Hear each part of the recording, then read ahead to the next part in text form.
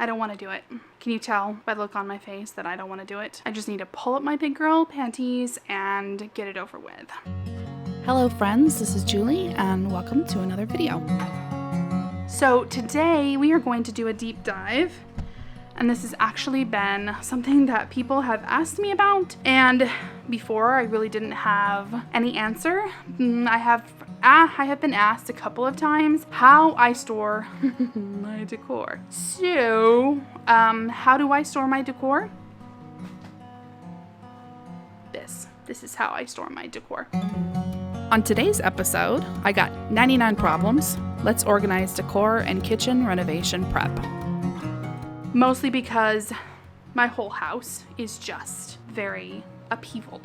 So I don't have a place to store my decor. I don't have a garage, and my storage shed flooring is collapsing. I can't put anything in my storage shed. I actually have to take everything out of my storage shed, hopefully this winter sometime, and we need to replace the entire floor and foundation for my shed. So that being said, I don't have a place to store my decor. So right now it's just being stored wherever I can fit it on my project pieces. These are pieces that are going to go in my house. I have all kinds of decor, but this piece is actually going to go in my kitchen and be a part of my storage and workspace. So I'm going to use it as countertop space. So in order to get it out of, I have to be able to get it out of here. That means I have to come up with some kind of a system for my decor so that I can find it when I need it. So I went to Walmart and I bought a 10-pack of these banker boxes for like 20 bucks. So not very expensive, and I figured that at least this would give me a way to compartmentalize all of the different seasons or holidays or specific type of decor that I have collected. Like right now, my brass box is full because I love brass. And yeah, I have lots of brass candlesticks and brass like containers, and a couple in here that I don't have a home for yet because I want them to go like elsewhere in the house, but obviously I don't have finished rooms to put them in. So they're in limbo. So I have some stacked up here on the top of my bookshelf. And this section right here is where those shelves are coming in to act as my pantry / storage space for my decor. Anything that is on the shelves in my kitchen that cannot be is going to be stored right over here in a makeshift like pantry space. So I have to clean everything, and I have been putting this off because I just really don't want to do it. I don't want to do it. I have been avoiding it, procrastinating, and I just can't do that anymore. I've got to get to it. Let's just get back to work. I'm going to go and grab some more things from my decor piles and try to put them away where they belong. As I was doing this project, I couldn't help but notice how ironic it is. Clutter really bothers me, yet I certainly haven't helped avoid it. The biggest problem I have is my brain can only hyper-focus on one thing at a time. So once I switched into DIY and renovate mode, I lost the ability to keep up with other things. I simply can't problem solve both at the same time. I can really only win at one thing at a time. And after hyper-focusing for so long, I get burnout and my brain says, move on, this is no longer fun. There has to be a balance between work and fun, and thrifting is the one real treat I give myself. Yet I can't help but notice that I'm sort of doing this process backwards. I should finish the rooms and then buy the decor for it. That would be the logical way to go about it. But what I want to leave you here with today is that we just need to have more grace for ourselves. We're not perfect people, and some of these situations we find ourselves in are hard. They are difficult to live through, and this is all just a season that we're going through. So while I'm in what is arguably the most chaotic season of my life, I have to just do the best that I can. Other seasons, my home was spotless, but in this season of many hobbies and learning skills, it is not. But I'm going to get better at this too. Also, remembering why I'm doing what I'm doing helps me a lot. I'm building a business, raising 5 kids, and striving to give them a beautiful, functional home where every one of us can enjoy life here while we're here. And the beautiful thing about this journey is that I can take all of these skills I'm honing into the next home, our forever home. And in the meantime, I can show my children how we can do hard things that feel impossible, and I get to share it with you. All right, now that I did such a good job of putting stuff in these cabinets, I have to go through the work of taking it all out. So, because I need to move the cabinets out of this area into the next one in the living room and clear this whole space out. And once I have that cleared, I will be so excited and a million times closer to being able to rip the tile out. So that being said, I am just slowly but surely taking things out of these sections and putting them where they belong in my temporary kitchen setup, which I will show you at the end of the video. That's what I'm doing right now, is just trying to get these cleared. My Lord have mercy, it isn't water. Of course it would be water. Why wouldn't it be water in my cooler? It's been sitting here for weeks. Oh Lord. Yeah. That was my fault.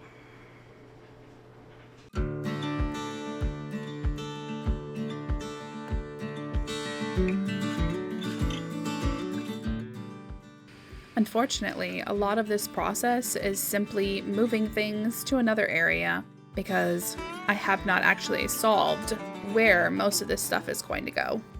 But the great thing about going through every single item while I'm doing this is I get to decide if it's still valuable to me, if it's still something that I want, or if it's something that maybe I can sell or just donate.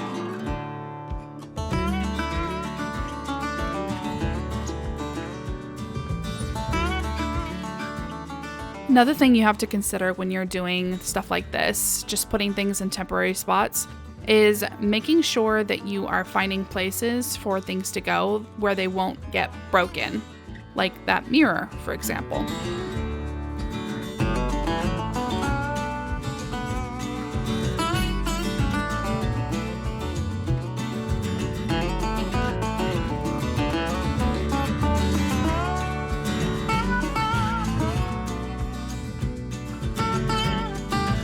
I know you can't tell from looking at this, but these bookshelves are legit super heavy.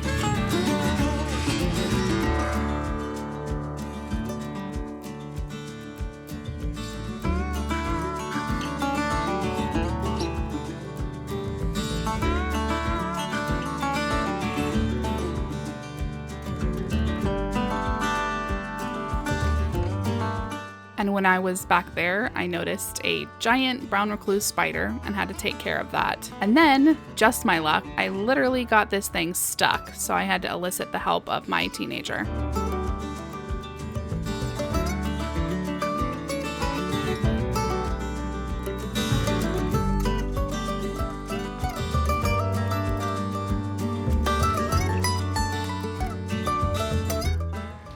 Okay, and now I gotta put this stuff back on the shelves and get it out of here.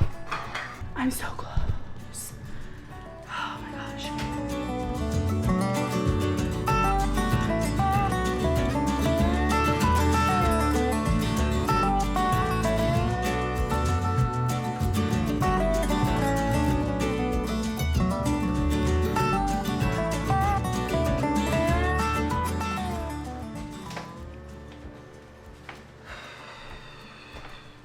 This area looks pretty good, I'm not gonna lie. Mine is the broken window. Most of our windows need replaced, unfortunately. Oh my, okay. It's a pretty good size area. If I'm honest, I don't really like how small it looks with those giant cabinets.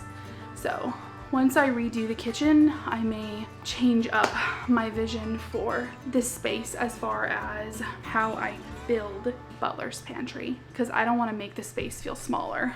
It looks really big right now, and I like that. I like that it feels very clean and breezeway-ish, and putting those big pieces of furniture in here really makes it feel small.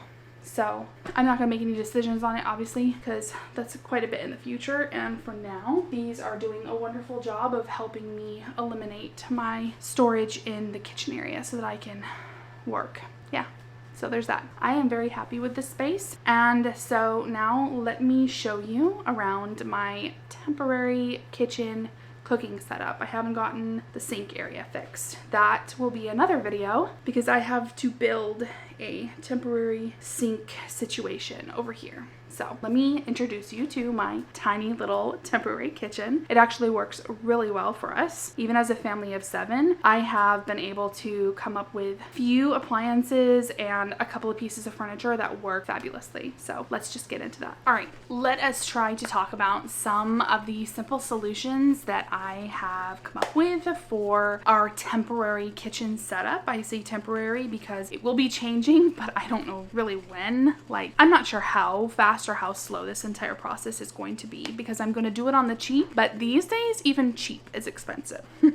One of the first things that I had to do was figure out a solution for having no stove, no oven, no stove. So what I have done to combat that is I purchased another appliance, and thankfully I was able to get this used on Amazon, but let me tell you guys, this thing is a dream. I am so happy with it. We are extremely happy with its performance. We've used it for a couple of weeks now and it works perfectly. It allowed us to get rid of our air fryer and our toaster. So it is an all-in-one. This has 12 different features. So it has air fry, bake, toast, roast, broil, pizza, dehydrate, slow cook, ferment, keep warm, and reheat. So this will cook 2 12-inch sized pizzas, which is amazing. And you can do up to 6 pieces of bread for toasting, or you can do 3 bagels, you know, half and half, up to 3 bagels, and it has specific settings for all of that. We have used it to reheat things in foil because we don't do microwaves. So it's just worked really well. We can even use it to bake and to cook things should we want to, like in the oven, obviously, like casseroles and stuff like that, and it has worked very well. So if you are looking for a temporary solution, or you like the idea of being able to downsize your appliances in your kitchen, like getting rid of a toaster and an air fryer or a toaster oven or any of those things, and just getting something that does all of those things, then I will leave a link for it in the description box below. Another thing that I was able to do was I actually got this induction top right here, this induction cooktop right here, and it works again amazingly. It is only 1 burner, but that's really all that we need. I'm able to use the Instant Pot. Also, another great appliance that does multiple features. So I was able to get rid of my slow cooker and my rice cooker when I got my Instant Pot. And I'm sure that you know all of the wonderful things that Instant Pots can do, including making your own yogurt, which I have yet to do, but it's on my list. So I just have the basics in here. I have my KitchenAid, which cannot be replaced. I would love to buy some of the other things that you can plug into it, like the little accessories and stuff like that, but that'll be something along the time. One of the other solutions that I had to come up with was some form of countertop that could have food on it, like a food and kitchen friendly countertop solution. And I love the idea of an unfitted kitchen. So this section right here, I will talk more about this coming up in my dream/vision for like plans for the kitchen. But I was able to purchase this beautiful piece of furniture here. It is an antique and it's going to be, I have plans for it. I'm not going to really redo it, but I do have to make some fixes and a few adjustments to it to make it work even better in the kitchen because I would like it to be movable. I want to actually put it on casters. So that's coming up. It is in impeccable shape. It's got its original hardware, and I can get some keys for it should I want to, but it has an incredible amount of space. Even in my full kitchen, I've never had this many drawers or this much drawer space, and I absolutely love it. I can fit so many things in these drawers. Like, pretty much all of my cabinetry, my lower cabinetry fits into this one dresser right here. This dresser I bought off of Facebook Marketplace for $40, and it does have a marble top. So a very cook-friendly top, you know, that's easy to clean and all of that jazz. So I'm extremely happy with this purchase. This is going to be a part of the kitchen plans for the future, so it's something that's going to be staying here. It has fixed so many issues for me. I think my kitchen actually functions better now that I've ripped stuff out and put in my own versions of things than it did when it was builder grade. And obviously you got to see me move this beauty in here. This needs a lot of work.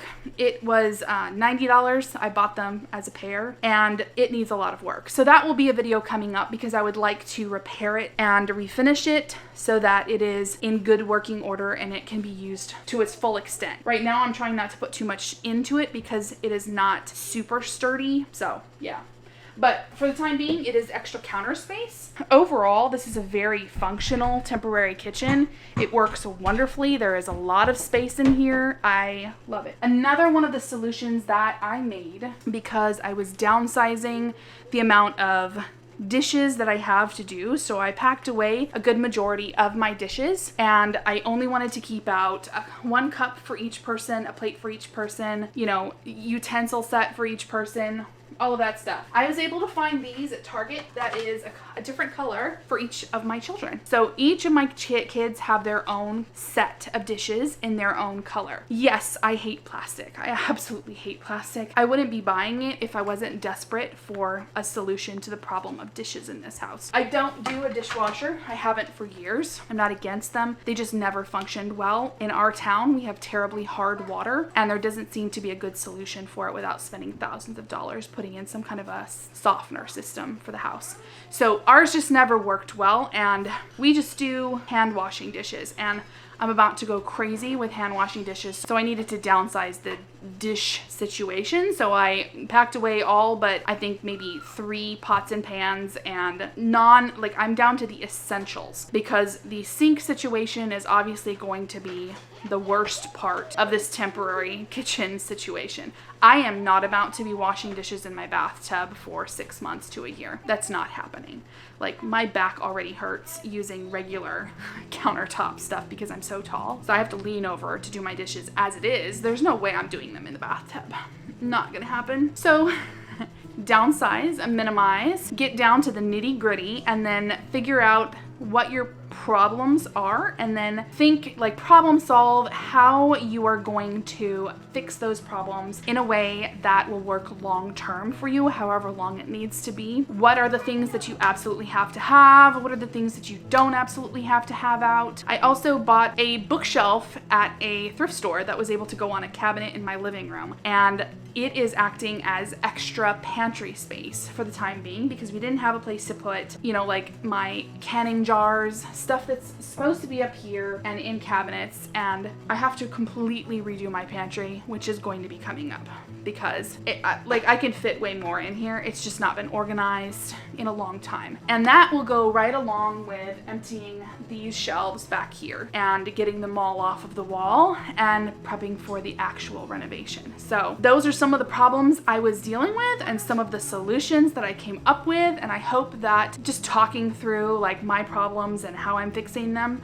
helps you if you are in a similar situation where you're having to go through a kitchen renovation and like staring down the barrel of some very inconvenient and uncomfortable months of just living in a non-functional space. I totally get you. Really understand. And so I'm happy that I am able to share this experience with you, and hope that showing you how it is for us will help you feel, maybe better about it, or maybe help you fix some of the problems that you're currently having. So that's all I have for today, guys. Thanks so much for watching, and I am very excited to bring you some thrifting adventures, some Halloween crafts and decor coming up very soon. I'm working on them right now. I even have some really exciting Halloween recipes coming as well. And then, you know, all the other seasons that are coming as well. So thanks a lot, guys. I will talk to you later. Bye.